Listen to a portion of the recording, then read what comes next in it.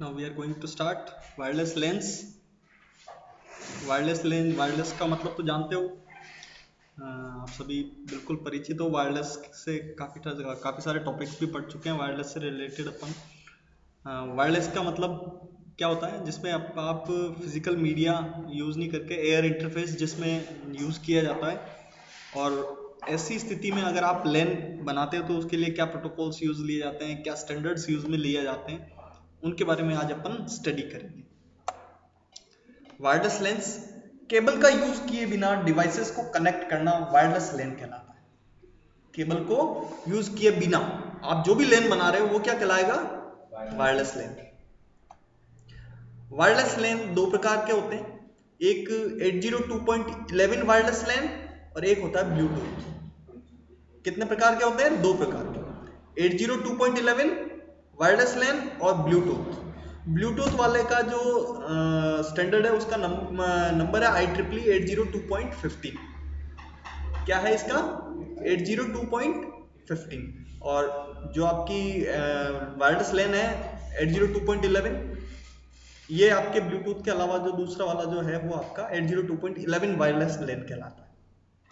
इनके बारे में स्टडी करेंगे अब अपन। सबसे पहले ले रहे हैं अपन IEEE 802.11 लैन की बात करें, वायरलेस लैन। पहले IEEE की full form institute of electrical and electronics engineers होता है। IEEE ने वायरलेस लैन बनाने के लिए कुछ नियम बनाए, कुछ प्रोटोकॉल्स बनाए। वो फिजिकल और डेटा लिंक लेयर को कवर करते हैं। कौन सी लेयर को कवर करते हैं? फिजिकल लेयर और डेटा लिंक लेयर को मोस्टली कवर करते हैं। अगर IEEE 802.11 के आर्किटेक्चर की बात करें, इस वाले वायरलेस लैन की आर्किटेक्चर की बात करें, तो इसका जो स्ट्रक्चर है उसको इस तरीके से अपन डिवाइड कर सकते हैं। दो प्रकार की सर्विसेज परिभाषित करता है IEEE 802.11। फर्स्ट तो है BSS और सेकंड है ESS। BSS का मतलब होता है बेसिक सर्विस सेट। क्या होता है? Basic service set. और ESS मतलब होता है एक्सटेंडेड सर्विस सेट। एक्सटेंडेड मतलब बढ़ाई हुई। BSS को थोड़ा और बढ़ा देंगे तो ESS बन जाएगा। कहने का मतलब ये। एक एक के बारे में देखते हैं अब अपन। आर्किटेक्चर का पहला पॉइंट था आपका BSS, that is your basic service set. Basic service set wireless LAN का बिल्डिंग ब्लॉक है, मतलब इंपॉर्टेंट कंपोनेंट है ये। बेसिक सर्विस सेट के अंदर क्या होगा? स्थिर या गतिशील वायरलेस स्टेशन होते हैं और एक ऑप्शनल सेंट्रल बेस स्टेशन होता है इसमें। भाई एक तो सेंट्रल बेस स्टेशन है और कुछ आपके या तो मूविंग होंगे या स्थिर होंगे, स्टेशनरी वाला आपका एक है, एक आपने सेंटर स्टेशनरी लगा रखा है। और सेंट्रल बेस स्टेशन जो है वो कहलाता है आपका एक्सेस पॉइंट। जो सेंट्रल बेस स्टेशन आपने लगा रखा है ना, तो वो क्या कहलाएगा? आपका एक्सेस पॉइंट।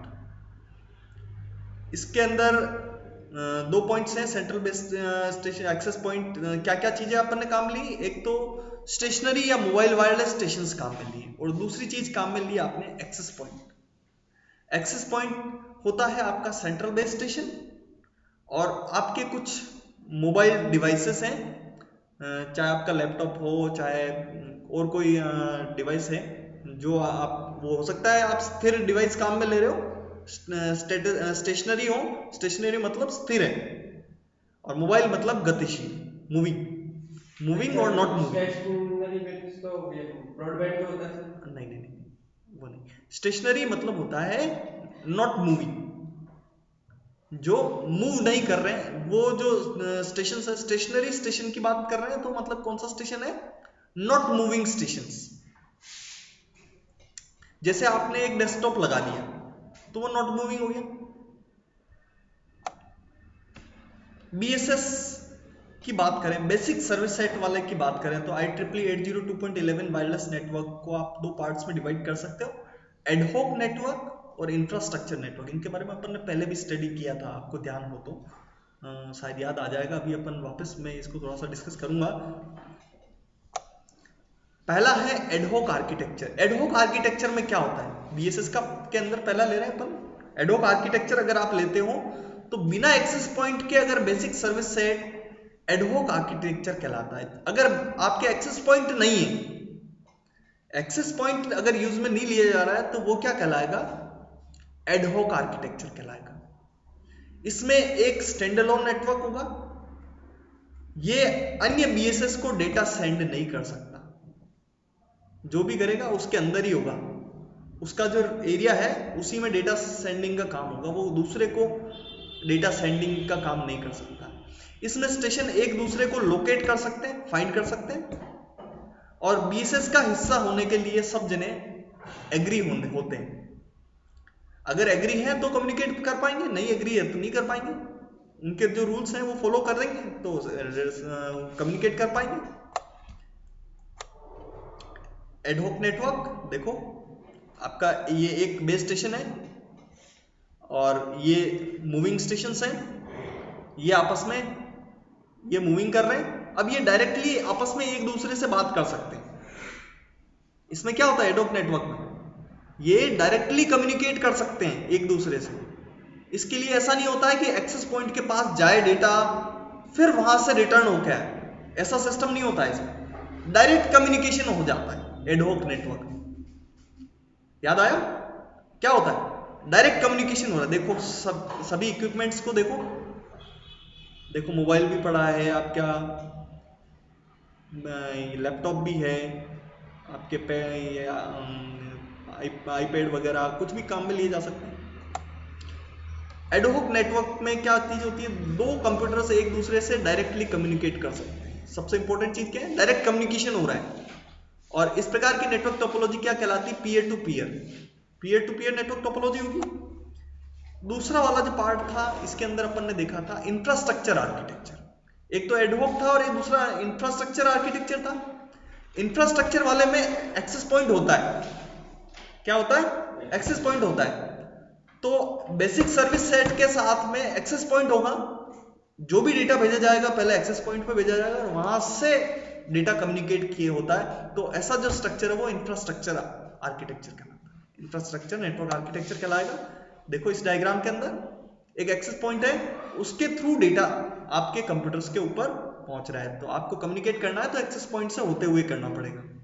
ये तो सर हो गया। हाँ कौन सा ब्रॉडबैंड, वाईफाई ब्रॉडबैंड में जैसे वाईफाई, हाँ वाईफाई है तो दोनों ही वाईफाई है, पर दोनों की तरीका अलग अलग है।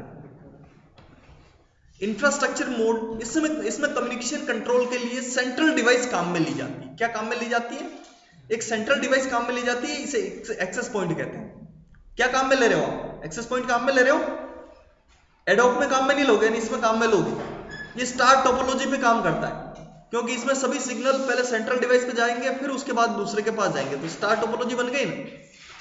आपको जो भी डेटा भेजना है एक पर्टिकुलर सेंट्रल कंप्यूटर पे होके जा रहा है तो क्या होता है, स्टार टोपोलॉजी बन जाती है। स्टार टोपोलॉजी में एक सेंट्रल डिवाइस होती है और उससे कम्युनिकेशन होता है, यही तो होता है स्टार टोपोलॉजी में। देखो 1 से 2 पे भेजना है तो पहले इसके पास जाएगा फिर इसके पास जाएगा, और भी कंप्यूटर होता है तो ये तीसरा कंप्यूटर यहां लगा हुआ वो भी इसके थ्रू ही होता हुआ लेगा, तो स्टार टोपोलॉजी बन गई।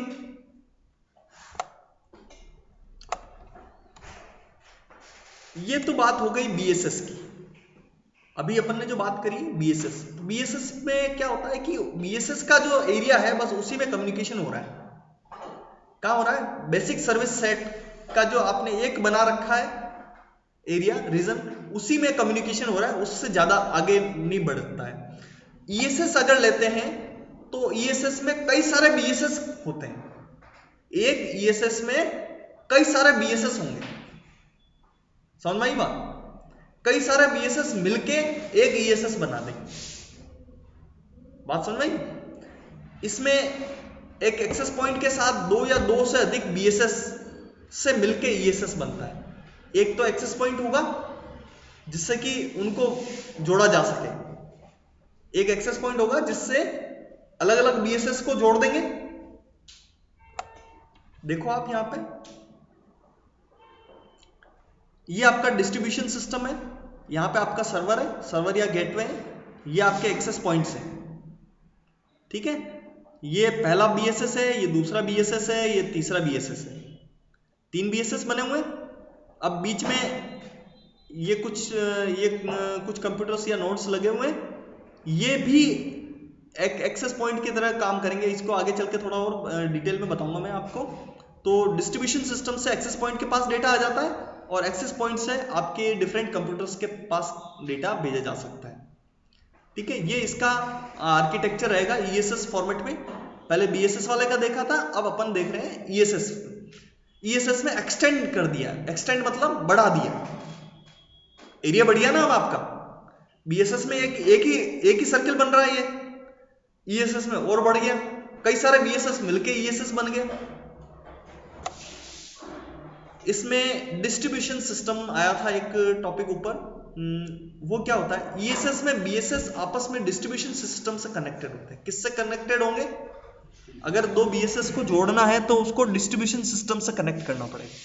किससे? जो उसको डिस्ट्रीब्यूशन कर पाए, डिस्ट्रीब्यूशन का काम उसी का रहेगा। डिस्ट्रीब्यूशन सिस्टम वायर्ड लैन के रूप में कनेक्टेड रहते हैं, पर वो वायर्ड होता है। अब बाकी तो बीएसएस तो वायरलेस है, बीएसएस तो वायरलेस है, लेकिन वो डिस्ट्रीब्यूशन सिस्टम में वो गेटवे से किस तरीके से कनेक्टेड है? वायर्ड कनेक्शन से। वो किससे कनेक्टेड है?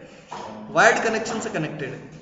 और डिस्ट्रीब्यूशन सिस्टम बीएसएस में एक्सेस पॉइंट्स को कनेक्ट करता है। किसको कनेक्ट करता है? एक्सेस पॉइंट्स को।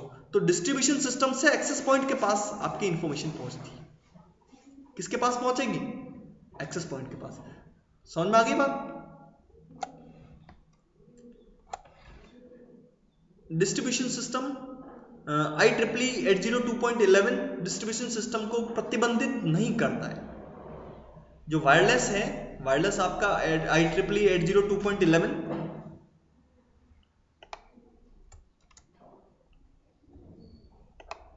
वायरलेस IEEE 802.11 डिस्ट्रीब्यूशन सिस्टम को रेस्ट्रिक्ट नहीं करता है। ये कोई भी IEEE लेन हो सकती है। डिस्ट्रीब्यूशन सिस्टम में वहां पे जो लग रहा है ना, जो वायर्ड कनेक्शन आपने बना रखा है, वो कुछ भी हो सकता है, जरूरी नहीं कि वो वायरलेस है हो। डिस्ट्रीब्यूशन सिस्टम रेस्ट्रिक्ट नहीं है, वो कोई भी लेन हो सकता है आपकी इथरनेट लेन ही हो। ईएसएस में दो प्रकार के स्टेशन होते हैं। कौन कौन से? एक मोबाइल होगा और एक स्टेशनरी होगा। मोबाइल मतलब गतिशील, स्टेशनरी मतलब स्थिर। मोबाइल स्टेशन ये बीएसएस में सामान्य स्टेशन होते हैं। कई सारे बीएसएस है ना, बीएसएस में नॉर्मल स्टेशन है। और स्टेशनरी स्टेशन क्या है? आपके एक्सेस पॉइंट्स। एक्सेस पॉइंट्स आपके क्या है? स्थिर है, फिक्स्ड है। एक्सेस पॉइंट्स स्टेशनरी स्टेशंस होते हैं और एक्सेस पॉइंट्स वायर्ड लेन का पार्ट होते हैं। किसका पार्ट होते हैं? वायर्ड लेन का। उनको डिस्ट्रीब्यूशन सिस्टम से आपने कनेक्ट कर रखा है ना, वायर्ड लेन से। IEEE 802.11 में तीन प्रकार के स्टेशंस होते हैं। देखो ईएसएस की बात नहीं कर रहा हूं मैं, देखो बीएसएस और ईएसएस की बात करी थी पहले अपन बात किसकी कर रहे थे? ईएसएस और बीएसएस की। अब मैं जनरल बात कर रहा हूं। IEEE 802.11 पे आ गया हूं वापस। IEEE 802.11 में तीन प्रकार के स्टेशंस होते हैं। इनकी स्टेशंस को अपन ने तीन कैटेगरी में डिवाइड कर दिया है। क्या कैटेगरी बनाई? एक तो बनाया नो ट्रांजिशन मोबिलिटी, ट्रांजिशन नहीं हो रहा है मोबिलिटी में। दूसरा है बीएसएस ट्रांजिशन मोबिलिटी, बीएसएस में ट्रांजिशन मोबिलिटी हो रही है।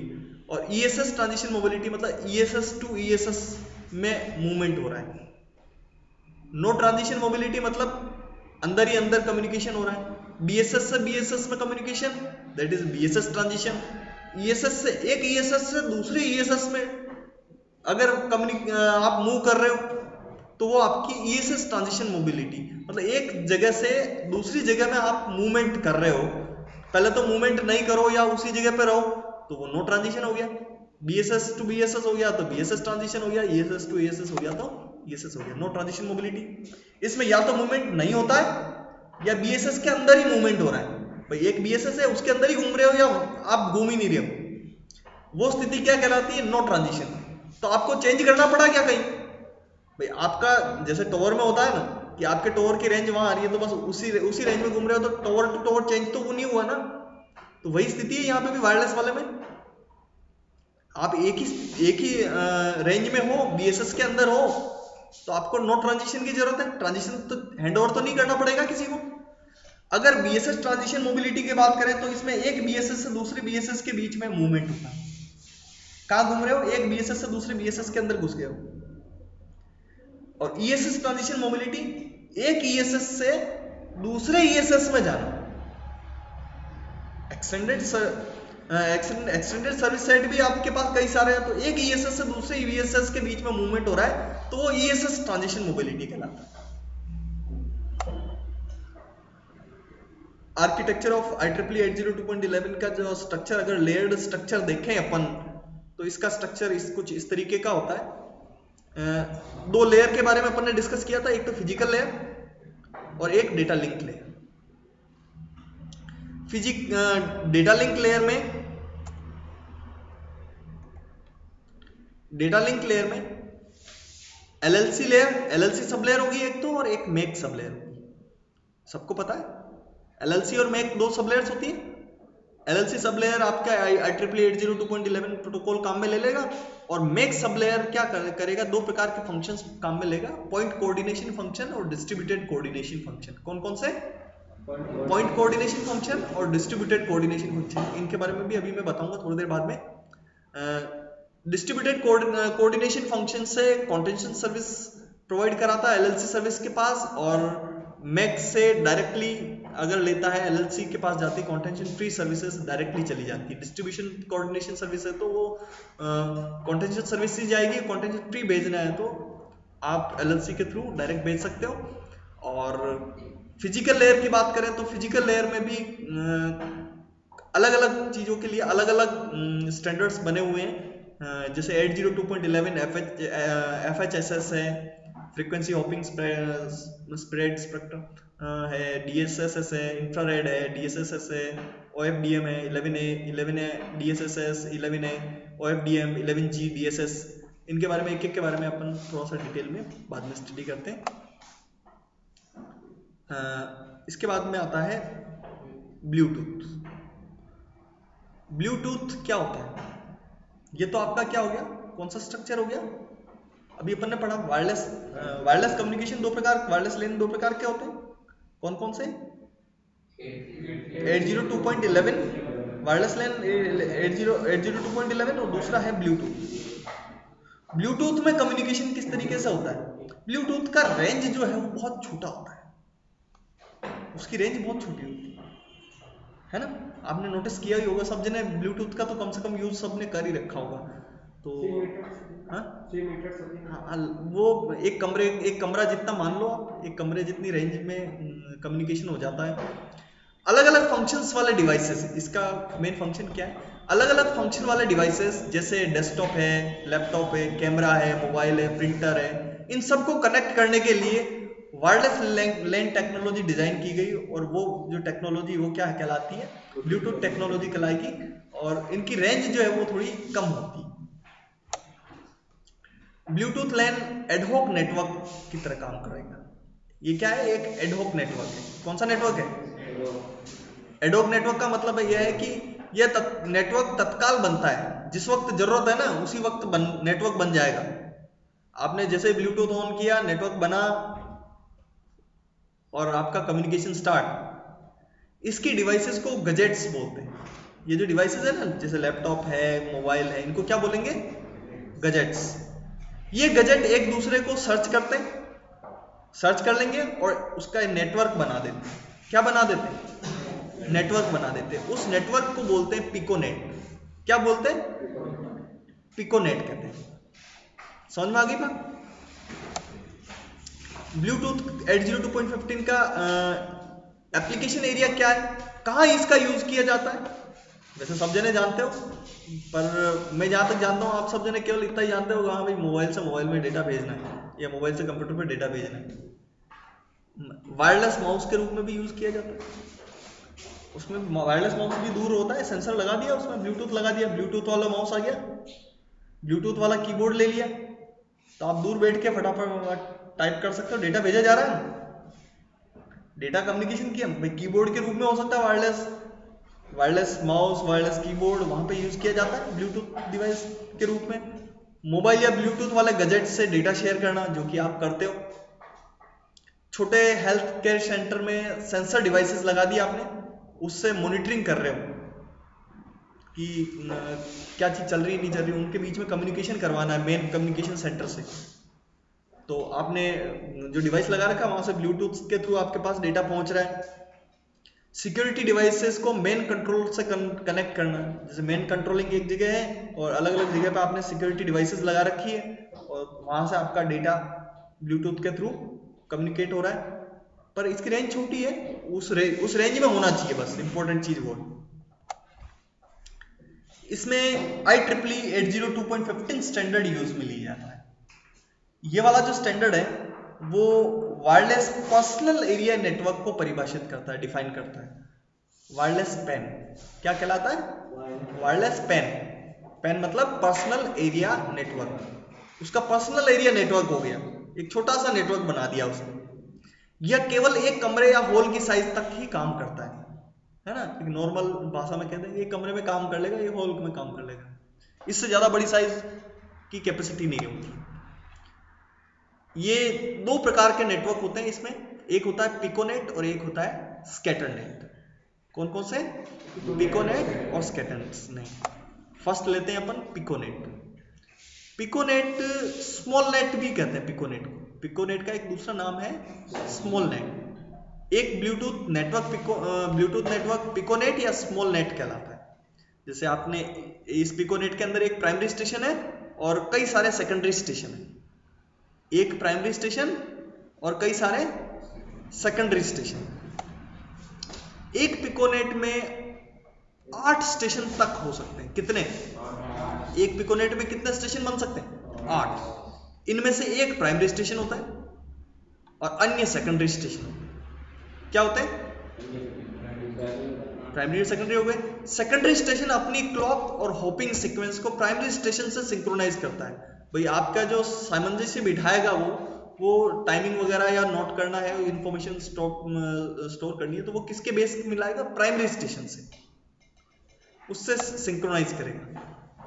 इनमें कम्युनिकेशन 1 to 1 या 1 to many हो सकता है। एक से एक के पास भेजा जा सकता है या एक से कई के पास भेजा जा सकता है। ठीक है। एक पिकोनेट में अधिकतम 7 सेकेंडरी स्टेशन हो सकते हैं। कितने सेकेंडरी? कितने होंगे? 7 हो सकते हैं। 8वां सेकेंडरी कहलाता है पार्क्ड स्टेट। क्या कहलाता है? 8वां अगर कोई है तो वो क्या कहलाता है? पार्क्ड स्टेट में होता है। और पार्क्ड स्टेट वाला सेकेंडरी में आना चाहता है तो उसके लिए किसी न किसी एक जो पहले से एक्टिव स्टेट में है उसको कहाँ जाना पड़ेगा?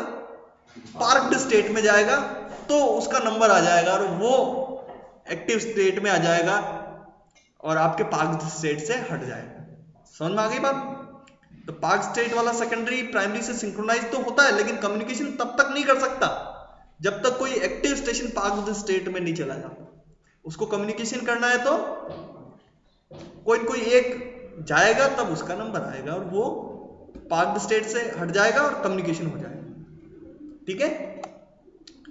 फिर नेक्स्ट सेकंड वाला है आपका स्कैटरनेट। पिकोनेट देख लिया आपने, कई सारे पिकोनेट को मिला दो तो स्कैटरनेट बन जाता है। एक पिकोनेट बना, अब कई सारे पिकोनेट बन गए तो क्या बन जाएगा? स्कैटरनेट। क्या बनेगा? स्कैटरनेट बनेगा। इसमें एक पिकोनेट का प्राइमरी स्टेशन अन्य पिकोनेट का सेकेंडरी स्टेशन हो सकता है। एक पिकोनेट का प्राइमरी, दूसरे का सेकेंडरी। यह एक पिकोनेट में प्राइमरी से मैसेज रिसीव करता है और दूसरे पिकोनेट में प्राइमरी बनकर मैसेज भेज देता है।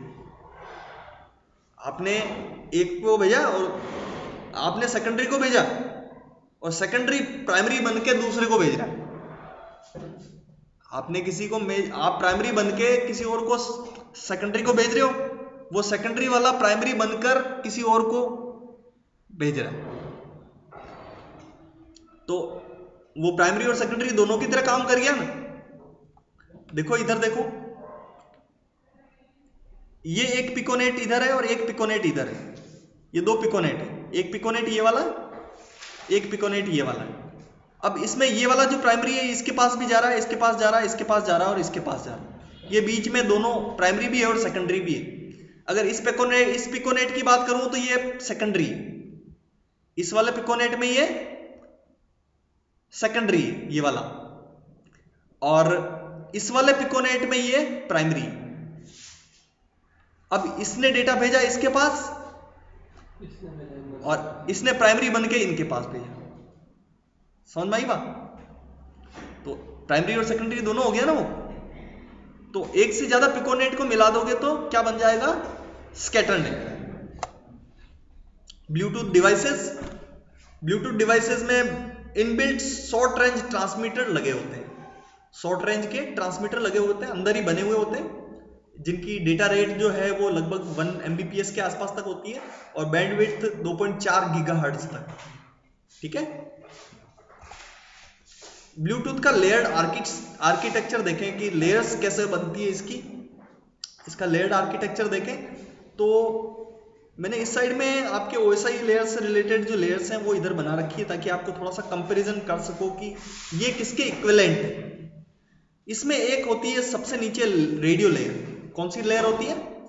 Radio layer. ये फिजिकल लेयर की तरह होती है। आप ये समझ लो जैसे फिजिकल लेयर होती है ना OSI मॉडल में या इंटरनेट मॉडल के अंदर, उसके अंदर ये रेडियो लेयर जो है फिजिकल लेयर की तरह काम करती है। और बेसबैंड लेयर जो है उसको आप मैक लेयर की तरह समझ सकते हो। डेटा लिंक लेयर में मैक लेयर है ना, उसकी तरह ये बेसबैंड लेयर काम करती है। और L2CAP की बात करें तो वो LLC की तरह काम करेगा। L2CAP की बात करें तो वो किसकी तरह काम करेगा? LLC की तरह काम करेगा। और बाकी सारी चीजें जो है वो आपकी अपर लेयर्स जैसे होती है ना, उस तरीके से काम करती है कि उसके ऊपर वाली जो लेयर्स हैं वो है। अब फर्स्ट लेयर लेते हैं अपन, radio layer. Radio layer internet layer के फिजिकल लेयर के तुल्य है। लो पावर डिवाइसेस है। क्या है ये? लो पावर डिवाइसेस है। इनकी रेंज 10 मीटर तक होती है और bandwidth 2.4 gigahertz. Frequency hopping spreading spectrum method का यूज करता है ये, FHSS। बेस बैंड लैन सेकंड वाली लेयर है आपकी बेस बैंड लैन। बेस बैंड लैन में मैक सब लेयर जो है आपकी डेटा लिंक लेयर की सब लेयर होती है ना, मैक सब लेयर, उसके तुल्य है ये। और एक्सेस मेथड कौन सा वाला यूज करता है ये? TDD TDMA। TDD मतलब टाइम डिवीजन डुप्लेक्स और TDMA time division multiple access method का यूज करता है ये base band layer. Next layer है आपकी L2CAP। L2CAP की फुल फॉर्म होती है logical link control adaptation protocol layer. ठीक है। यह लेंस के मैक सब लेयर के LLC सब लेयर के तुल्य है। कौन सी सब लेयर के तुल्य है? LLC logical link control sub layer के तुल्य है। एक्सेस मेथड TDD TDMA काम में लेता है ये और मल्टीप्लेक्सिंग का यूज करता है। मल्टीप्लेक्सिंग भी इसमें काम में ली जाती है। ठीक है। इसके अंदर सिगमेंटेशन और रीअसेंबली का काम भी होता है। मतलब बड़ा मैसेज है उसको छोटे में तोड़ना, उसको वापस जोड़ के देने का काम भी L2CAP वाला ही करता है इसमें। क्वालिटी ऑफ सर्विस की फैसिलिटी भी देने का काम किसका है? लॉजिकल लिंक कंट्रोल एडेप्टेशन का रहे, लॉजिकल एड्रेसिंग करनी है तो वो काम भी L2CAP का रहता है। L2CAP की फंक्शनलिटी कुछ ज्यादा है इसमें। ठीक है। अदर अपर लेयर्स जो है वो L2CAP ने जो सर्विसेज दे रखी है उनका यूज करते हैं। वो जो भी सुविधा दे रहे हैं उनका यूज करने का काम है ऊपर वाली लेयर्स का। ऊपर वाली लेयर्स का काम क्या है? L2CAP ने जो फैसिलिटी दी है ना, जैसे तोड़ के देना या जोड़ के देना है या क्या करना है क्या नहीं करना, वो उसको जो यूज करना है उसका काम है अपर लेयर्स का, जिसमें आपकी एप्लीकेशन लेयर भी आ जाती है। It's over.